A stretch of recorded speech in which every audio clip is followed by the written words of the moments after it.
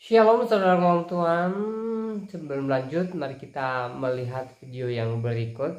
Dan pastikan tekan tombol like dan juga share video ini supaya menjadi berkat bagi banyak orang. Kelas saya itu kalau di sini yang memang betul-betul lama di Israel, Bapak tahu orang yang hebat di Israel itu, yang tinggal di sini, pendeta yang hebat, Bambang Nursena, itu lama di Israel.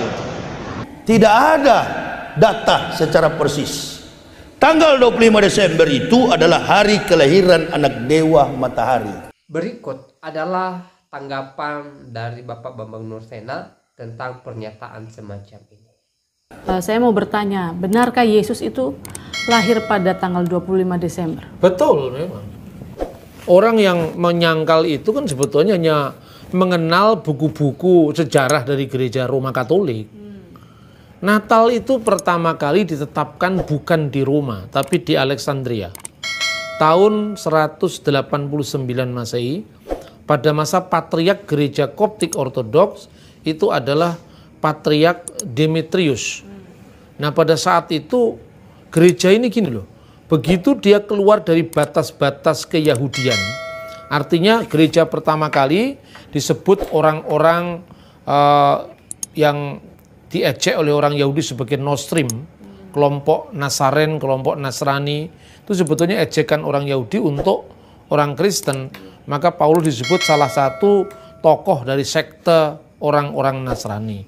Itu identitas dari gereja Yahudi di Yerusalem yang dipimpin oleh Rasul Yakobus. Terus kemudian orang Yahudi mengeluarkan kutukan terhadap orang Kristen pada saat konsili di kota Yamnia dekat Tel Aviv sekarang, terkutuklah orang-orang Nostrim. Setelah itu kebudayaannya bergeser kepada kebudayaan non-Yahudi. Kalau kebudayaannya bergeser berarti Injil harus dikontekstualisasikan supaya dimengerti oleh penduduk yang non-Yahudi. Berkembanglah Injil di Antioquia di Syria. Kisah Rasul 11 ayat 26. Di situ dikenal sebutan Kristianos, yaitu Kristen. Untuk pertama kali disebut Kristen. Kebudayaannya Yunani, kalendernya ganti. Bukan kalender Yahudi yang memakai sistem peredaran bulan, tapi kalender matahari yang dipakai di zaman dinasti Seleukid.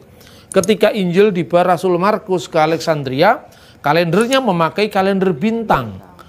Kalender Kawakibiyah, bukan Komariah, bukan Samsiah. Kalender bintang itu sekarang dikenal di gereja Koptik Ortodok dengan nama Anno Martiri. Kalender yaitu tahun kemartiran. Di situ disebutkan rayakanlah kelahiran dari juru selamat kita itu dalam sebuah dokumen yang dikenal dengan Koptik Didaskalia Apostolorum. Itu dari tahun 189. Rayakanlah kelahiran Tuhan kita tepat tanggal 29 bulan Mesir keempat atau bulan Kiyah, atau tanggal 25 bulan Ibrani ke-9. Bulan Ibrani ke-9 itu bulan Kislev. Nah, bagaimana bisa menentukan itu? Itu dari Alkitab. Di Alkitab dikatakan bahwa Zakaria itu membakar ukupan, ya, mendapatkan giliran membakar ukupan. Saat itu dia membakar ukupan itu dia mendapatkan tanda bisu. Waktu itu Zakaria di rombongan Abia. Rombongan Abia itu menurut 1 Tawarik pasal 24 ayat 7 sampai 19 adalah rombongan ke-8. Berarti Zakaria itu dari mewakili golongan Abia itu membakar ukupan pada perayaan yang namanya sebetulnya perayaan Yom Kippur, itu kira-kira bulan September. Kenapa bulan Yom Kippur? Karena semua puak Israel kumpul di Yerusalem, di Bait Allah. Itu menunjukkan itu perayaan Yom Kippur. Yang kemudian Lukas pasal 126, 6 bulan setelah malaikat menemui Zakaria di perayaan Yom Kippur itu, dia bertemu dengan Maria di Nazaret. 6 bulan setelah bulan Tisri, karena Yom Kippur itu dirayakan setiap bulan Tisri. 6 bulan setelah bulan Tisri itu bulan Nisan. Bulan Nisan itu kira-kira Maret. Makanya sebelum bapak-bapak gereja abad keempat yang dituduh katanya Natal itu perayaan Dewa Matahari, dan itu tuduhan yang sama sekali buta sejarah. Sebetulnya itu sudah ada tulisannya Irenaeus, tulisannya Hippolytus itu bapak-bapak gereja dari generasi ketiga, itu mengatakan bahwa perayaan Bunda Maria menerima kabar gembira dari malaikat itu tanggal 15 bulan Nisan atau tanggal 25 Maret. 9 bulan setelah Maria mengandung, pemberitaan malaikat tanggal 25 Maret itu jatuhnya 25 Desember itu. Itu tidak sulit dihitung karena kita tidak ngerti sejarah.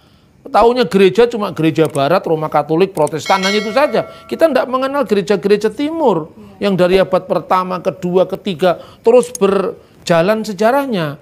Dan yang kedua, ada tulisannya Yosepus, ahli sejarah abad pertama, dan tulisan dokumen Yahudi yang dikenal dengan Megillot Ta'anit. Dalam Skolia atau pengantar Megillot Ta'anit itu, kenapa orang Yahudi mesti berpuasa tanggal 9 Ab, Tis'a B'Av? Karena waktu itu bait Allah dihancurkan katanya. Katanya dokumen Yahudi. Dokumen ini dari tahun 160 Masehi.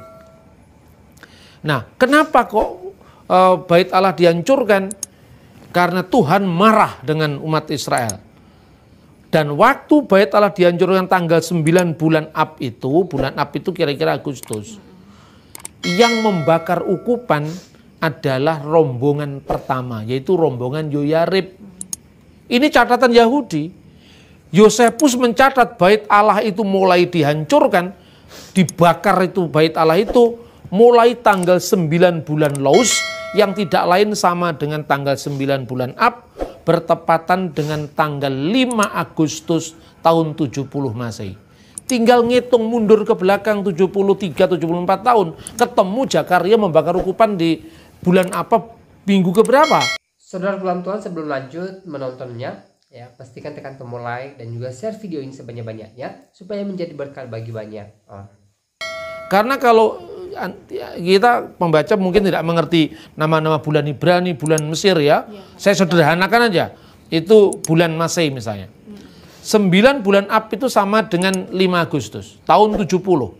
Yang membakar ukupan rombongan pertama. Hitung mundur. Berarti bulan Juni minggu keempat, rombongan yang membakar ukupan itu rombongan ke-24. Juli minggu ketiga, rombongan 23. Juli minggu kedua, rombongan 22. Juli minggu pertama, rombongan 21. Nanti kira-kira 70-an siklus, 70 tahun lebih siklus, Zakaria membakar ukupan dari rombongan ke-8 itu tanggal 15 bulan Tisri. Dan itu perayaan Yom Kippur. 6 bulan setelah Tisri, sekali lagi itu Nisan. Sama dengan Maret. Perayaan kabar baik, malaikat bertemu Maria, 9 bulan setelah Maret, Desember. Selesai. Itu dokumennya jelas kok.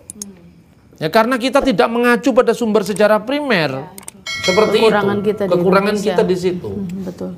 Jadi sudah pasti 25 Desember tidak salah kita merayakan Natal ya. Itu dari abad pertama, kedua. Baru dipersoalkan di Jerman itu. Abad 19. Iya. Iya, Bah. Terima kasih. Kemudian ini juga masih ada kaitannya, masih bicara tentang Isa Al-Masih. Sejak kapan Isa Al-Masih atau Yesus Kristus itu diangkat menjadi Tuhan? Tidak ada yang mengangkat Yesus itu Tuhan, tidak ada. Sama dengan kalau saya katakan itu kan tuduhan orang-orang yang kurang belajar itu. Mengatakan baru tahun 325 Yesus disebut Tuhan. Baca itu tulisannya Polikarpus, itu muridnya Rasul Yohanes langsung. Ketika dia mati dalam pembakaran, dia memuja Allah Tritunggal. Kepadamu Bapa Surgawi, dengan imam besar surgawi, yaitu putramu terkasih Yesus Tuhan kami dan Roh Kudus, kemuliaan bagimu sekarang dan selama-lamanya. Dia mati dalam kesahitannya. Dan itu terjadi tahun 156 Masehi. Dan sebelum itu di Alkitab memang sudah ada. Yesus disebut Allah itu bukan dalam makna kemanusiaannya itu. Yang dilahirkan Maria itu memang sepenuhnya manusia. Maka dikatakan firman telah menjadi manusia. Seperti misalnya kalau sebagai contoh perbandingan. Orang Islam percaya Quran itu firman Allah. Kertasnya itu mulai kapan ada? Apa mulai dibuat di pabrik? Kan tidak. Di pabrik kertas kan tidak. Yang disebut Quran firman Allah itu bukan bentuk kertasnya ini. Tapi firman Allah yang terkandung di dalamnya. Begitu juga kalau Yesus disebut itu ilahi, Allah, itu bukan dalam makna kemanusiaan secara fisik yang bisa mati, yang bisa dilahirkan, tetapi firman yang bersama-sama dengan Allah, dan firman itu adalah Allah, itu makna ketuhanannya. Jadi tidak pernah ada pengangkatan manusia jadi Tuhan, karena di dalam Yesus itu kita meyakini sepenuhnya manusia dalam keadaannya sebagai manusia, sepenuhnya Allah sebagai firman Allah yang adalah Allah. Ini sangat clear dan bisa diterima secara akal budi. Gampang dicerna secara akal, kecuali yang akalnya nggak sampai. Itu gampang sekali dijawab. Baik, salam Tuhan, video ini kita sudah simak apa yang disampaikan oleh seorang Yahya Waluni di video tadi. Ya, yang mengatakan bahwa hari Natal atau tanggal 25 Desember itu adalah hari kelahiran Dewa Matahari. Dan secara tidak langsung itu dijawab oleh Bapak Bambang Nursena, mengatakan bahwa tanggal 25 Desember itu adalah hari lahirnya Yesus Kristus. Nah, saudara Tuhan, dari kedua argumen ini, seperti apa pendapat atau tanggapan saudara? Silahkan tulis di kolom komentar. Saudara, apa yang disampaikan oleh Ustadz Yahya Waluni sebenarnya ya menurut saya tidak salah juga. Itu kan menurut imannya dia. Ya, mungkin dia percaya kalau Dewa Matahari itu ada gitu loh. Jadi dia mengatakan bahwa tanggal 25 Desember itu adalah hari lahirnya Dewa Matahari. Nah, kita sebagai orang Kristen pastinya tidak percaya adanya Dewa Matahari. Dan pastinya kita setuju dengan apa yang disampaikan oleh Bapak Bambang Nursena, bahwa tanggal 25 Desember itu adalah hari lahirnya Yesus Kristus. Ya, beliau sudah jelaskan panjang lebar di video tadi. Dan intinya bahwa kita beriman ya akan kedatangan Yesus Kristus di dunia ini yang kita rayakan setiap tanggal 25 Desember. Dan sebenarnya kalau orang berkata bahwa tanggal 25 Desember ini bukan hari lahirnya Yesus tapi hari lahirnya Dewa Matahari, saya katakan bahwa tidak ada ngaruhnya bagi iman Kristen. Ya, kalau mereka mengatakan hal itu sebenarnya tidak menjadi persoalan, karena saya percaya bahwa tidak memengaruhi iman saya dan saudara. Ya, iman kita tetap kepada Yesus Kristus. Kita tetap percaya bahwa Yesus adalah Tuhan dan Juru Selamat dalam kehidupan kita. Hal terpenting adalah kita beriman bahwa Yesus datang ke dunia ini, datang untuk membawa keselamatan bagi orang yang percaya kepadanya. Ya, itu hal yang terpenting, saudara dalam Tuhan. Soal orang lain mengatakan bahwa hari atau tanggal 25 itu lahirnya Dewa Matahari, itu silahkan saja. Yang terpenting adalah iman kita tetap tertuju kepada Yesus Kristus. Ya, iman kita tidak kendor, iman kita tidak pudar. Ya, jangan sampai kalimat-kalimat semacam itu membuat kita atau membuat iman kita terguncang atau lemah, saudara Tuhan. Ya, saudara, mari kita kembali kepada Alkitab bahwa Yesus datang ke dunia ini yang kita rayakan setiap tanggal 25 Desember itu untuk membawa keselamatan bagi saya dan saudara. Ya, bahkan Yesus juga memberikan jaminan keselamatan bagi kita, dan itu merupakan hal terpenting dalam iman Kristen. Ya, jaminan keselamatan. Ya, saudara, kita di dunia ini ya sementara adanya, kalau Mazmur pasal 90 ayat 10 ya mengatakan di sana umur manusia ini 70 tahun, dan kalau lebih kebanggaannya adalah sakit penyakit. Jadi kita hanya sementara di dunia ini. Tempat kekal kita adalah sorga. Maka bagaimana kita bisa masuk ke sana? Yesus berkata bahwa dia adalah jalan kebenaran hidup. Tidak ada seorang pun yang bisa masuk ke sorga tanpa melalui Yesus Kristus. Jadi hanya melalui Yesus. Ya, karena Yesus sudah pergi kepada Bapa menyediakan tempat bagi kita. Jadi iman kita tidak boleh pudar hanya dengan kalimat-kalimat yang mengatakan bahwa tanggal 25 Desember itu bukan tanggal lahirnya Yesus Kristus tapi Dewa Matahari. Jangan sampai hal itu menggoyahkan iman kita. Ya. Nah, saudara Tuhan, selebihnya silakan tulis tanggapan saudara di kolom komentar. tuliskan tanggapan yang baik yang positif, terutama tanggapan yang memuliakan Tuhan. Dan kiranya Tuhan Yesus memberkati kita semua. Shalom.